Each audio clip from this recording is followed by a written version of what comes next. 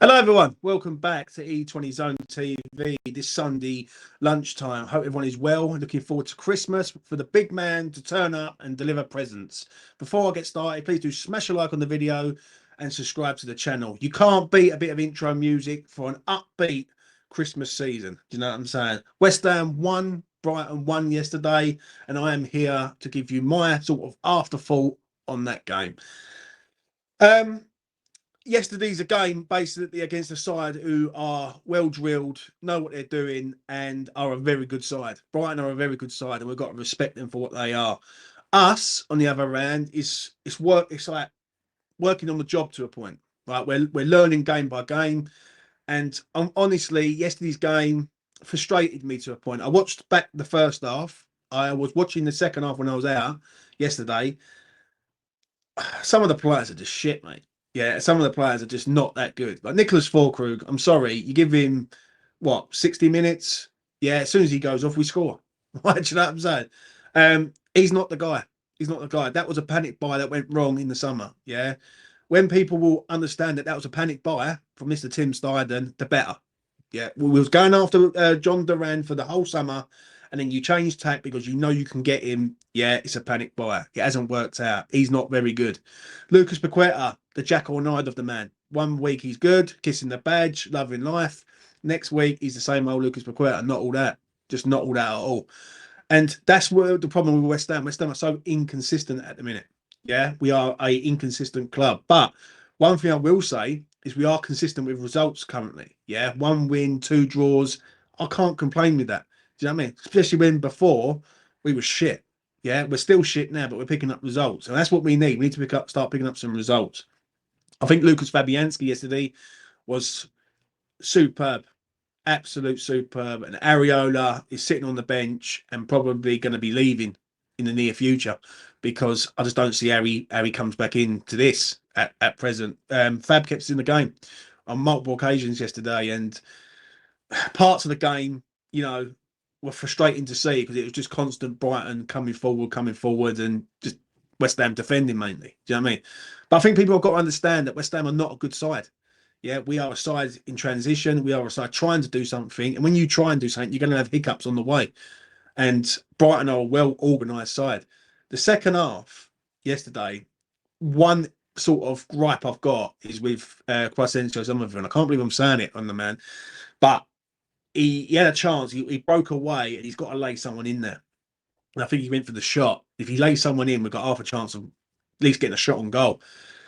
Other than that, we didn't do a lot. Like, obviously, they hit the post from Mutoma 2 yards out. Honestly, that's how lucky we was yesterday. And obviously, Fabianski keeping us in the game. But with the week that we've had, yeah, and especially the month that we've had to a point, with the things that's happened at West Ham, with Antonio, with Oscar Fez passing away, even with Julian Lopetegui's dad passing away, so like much as Wednesday or Thursday of this week. For me, you just got to take the result and then let it go. Yeah, let it go. For me, when I look at West Ham currently right now, we're a side in transition. Yeah, we're a side that are trying to do something that we've never done before, and we're going to have like hiccups on the way. Yesterday was a game where, I'm going to be honest, yeah, they're a better side than us, but I will take the point. As long as we beat Southampton on Boxing Day, if we go and beat Southampton, us picking up 8 points in 4 games isn't a bad return. Yeah, we're not that good of a side, and at present we've got a head coach in charge that I do believe ain't the guy, and I'm gonna try and back it as much as I can, but I don't think he's the guy, and I think he should have been sacked a long time ago, if I'm being honest. Nevertheless, there was an incident in the game where Max Kilman got fouled by a Brighton player. And for me, VAR and the referee was a disgrace yesterday. How that is not a red card and after a leg breaking attempt to a point is absolute shocking. Absolute shocking.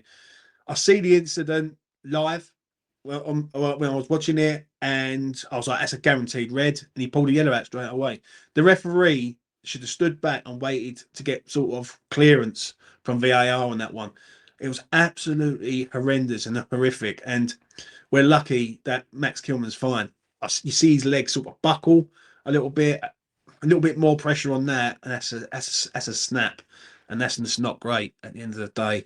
So we got away with that one.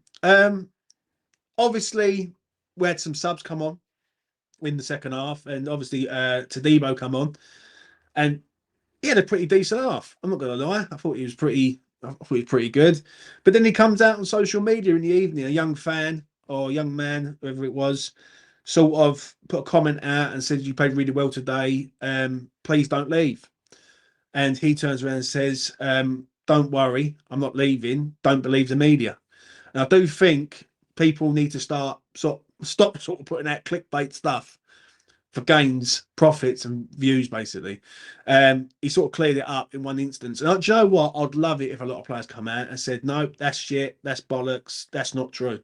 Because it would be so much easier than people just putting out stuff and sort of building up, well, dislike to a player to a point when he hasn't even done anything yet, and he's not even going anywhere. Do you know what I'm saying? So I just feel that was a great sort of call from Mr. Tadibo. So yeah, listen, yesterday's game, 1-1 draw. It's a good point at the end of the day. 5 points, 3 games.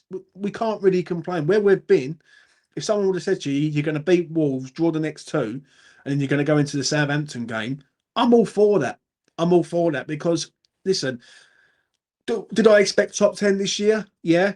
Am I going to get top 10 this year? No. Am I going to lose me rag over it with the situation that we're currently in with midfielders who are not all that and a striker problem that we've got? Listen, I can't really complain. I really can't. I can't complain. Do I think Julian Lopetegui's the guy? Absolutely not. I don't think he's the guy. I think this is prolonging like the sacking to a point. I think he should have been sacked after the Leicester game, and I still stand by that. But I can't moan at him and he's picking up results. Yeah, whether you like it or not. Listen, the other day we was 4 minutes, 5 minutes away from a victory. We ended up drawing the game.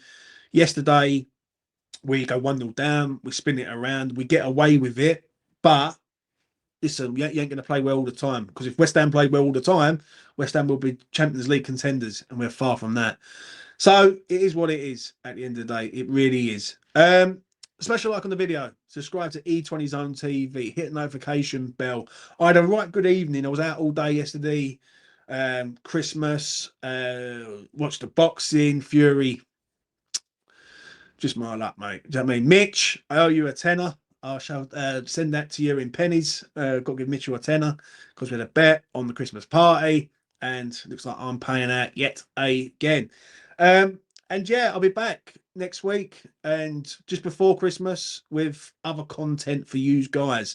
I really do appreciate you guys. I'm going to be honest. Subscribers, as I say, are going up slowly but surely, but I'd rather have it that way.